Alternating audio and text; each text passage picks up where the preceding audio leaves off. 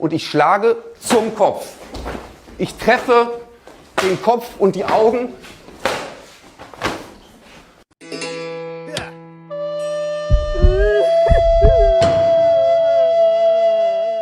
Rob here with McDojoLife, and I am back again with another McDojo breakdown. I am here in Las Vegas, Nevada at SHOT Show. I come every year that I can possibly make it because there are so many industry professionals here, from firearms professionals to self-defense professionals, and we get the opportunity to try to check out techniques to see if they do or if they don't work. So I'm here with Jared, and rather than me trying to pretend I know everything about this man, I'm going to let him introduce himself. Hey guys, so Jared Wihongi. I am a CQC instructor. I teach a number of things. Two primary programs, TRICOM. TRICOM is my combative self-defense program, originally designed for police officers and special forces soldiers. I've kind of modified it. I teach it to civilians, people of all walks of life. And my other hat that I wear is I am a Grand Tuhon in the art of Pikiti Toshikali. So I'm a Filipino martial arts instructor, and I teach seminars and this stuff all over the world. 24 years of law enforcement experience, 20 in SWAT, so a little bit about my background. Not your first rodeo. No. Not your first rodeo. So I have a technique I just sent you, and what I want to do is I want to take a look at it with you. I want to get your initial thoughts. You let me know if you think it's viable or not, right? And then what we're going to do is we're going to test it. Okay. And we're going to see if you're correct. Maybe it does. Maybe it doesn't. We don't know if it works. We're just making assumptions based off the video and, of course, 27 years of experience. What? 40 years of martial arts experience. So we've done, with not our first time doing this. So what we're going to just check it out. Okay. Let me know your thoughts, all right? And then we're going to test it. Awesome, all right? Awesome. Und ich schlage so she's got the zum knife, Kopf. and he is just berating this lady with this. I can hear it smack. It doesn't sound like it feels good. Yeah, so a couple things. One, this is what I'd say more is a threaten with a knife rather than an actual active assault, right? Okay. And when someone's just brandishing a knife or threatening you with it, at that point, anything kind of works. You just walk away if the person's just showing you a knife. If the person's actively assaulting you with that it's not going to work. It's the person's hitting you in the face with a t-shirt. What I would consider that as a distraction, maybe, and it's what I would call like a one-hit wonder technique, right? Some things it'll work maybe once, but then you got to follow up with something else if it's going to continue to work. Continue to do a distraction is only going to work once or twice, so it may be a good first technique to set up an opening to do something else, but keep doing it and it's going to stab you. All right, so what we're going to do is we're going to test it. All right, we're going to see if it works. You're going to try to stab me? So just kind of show the difference between an active aggressive assault versus someone just brandishing a knife. For sure, and if it doesn't work, which we're making the assumption already that it doesn't, but I'm going to try really hard not to get stabbed. So if it doesn't work, we're going to try to see if there's a better option with a jacket. Sure. So that way people out there might learn a little something and not listen to bullshit and maybe listen to something legit. Absolutely. All right, let's try it. All righty. Thank you, GN, for letting me borrow this, by the way. I appreciate you. I've never been stabbed on camera before, only off camera, so this should be fun. Okay. All right. Are you ready? Yes. All right. God damn it.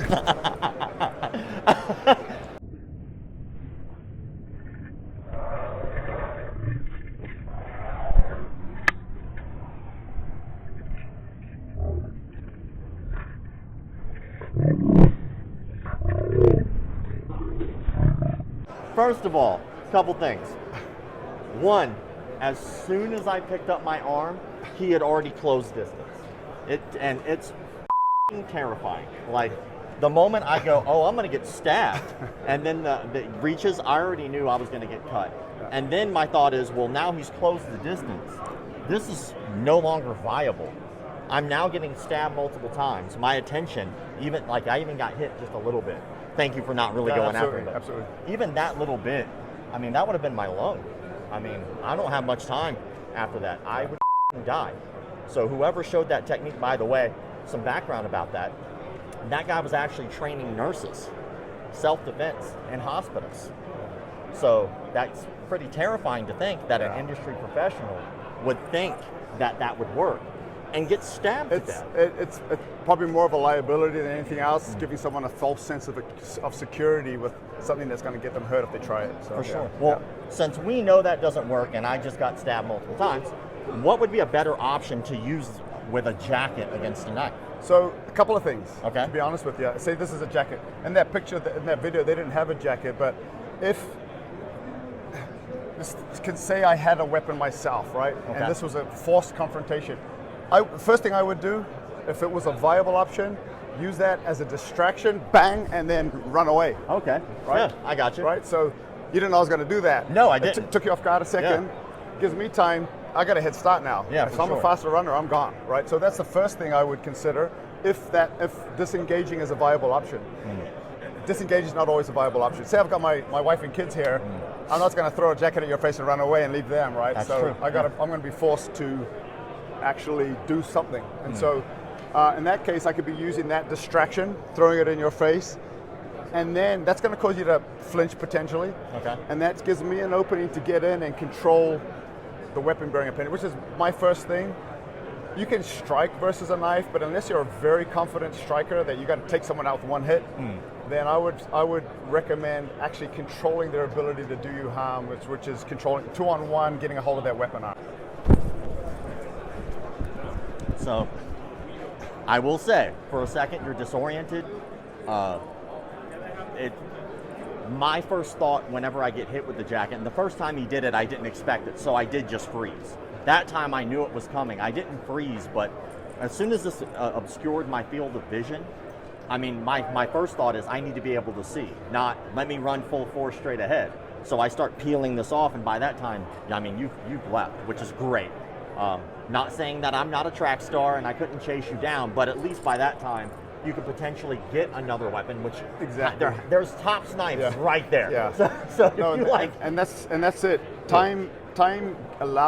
Distance equals time. Time allows me to process my thoughts. What's around me, improvise weaponry, potentially someone else that can help me deal with the situation. So absolutely, yeah. And then the second option was you can't run. Right. So you were here, I have the weapon, I mean, anytime someone threatens me, I usually treat that like they're being serious. I don't think that it's a question. They're saying, I'm going to do this to you. Yeah. But if I haven't done it yet, or I'm not like necessarily attacking you yet, Yeah. but you know that's about to happen. It Yeah. could be anything.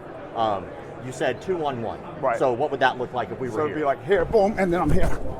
So Okay. this is the first step, right? So I'm in here and I'm getting two hands on one, okay?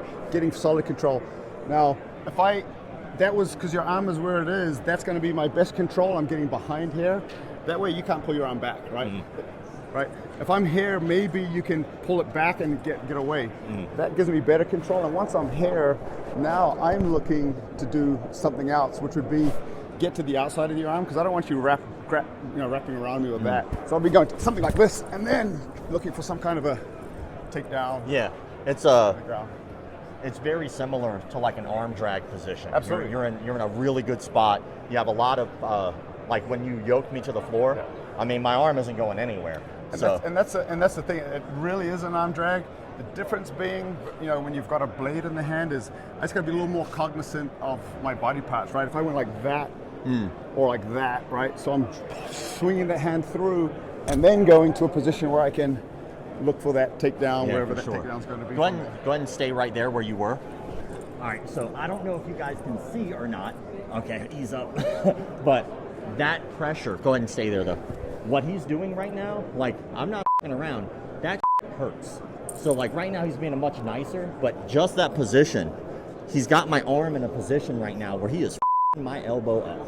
It does not feel good. My mind, immediately when he did that, was not here anymore. It was, I want to get my arm free. couple ways I would do that. One is if that hand was here, then I can get what I call 2 points of separation and then start to open that up, right?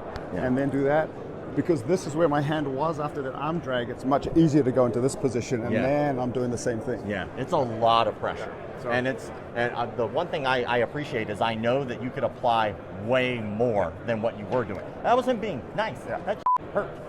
But yeah, I think that what you're providing people by showing them something that's better is we can combat the bullshit. Yeah. Because that guy on that video got paid to teach probably at least 20, 30 nurses, if not more, to do that, and they're going to get stabbed and killed if they tried that. That false sense of security is real, and that's going to get people hurt. But I really appreciate it. So tell people a little about where they can find you, where they can learn about the training and stuff like that. So the tricomtraining.com is where I sell a lot of my general self-defense stuff.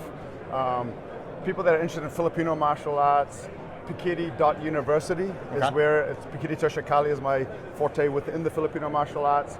And I've got a lot of just my general stuff at jaredwehungy.com, has all of that there also. So, all right, cool. Well, thank you so much for taking the time, man. Thank you. I really appreciate that. Yeah. Ow.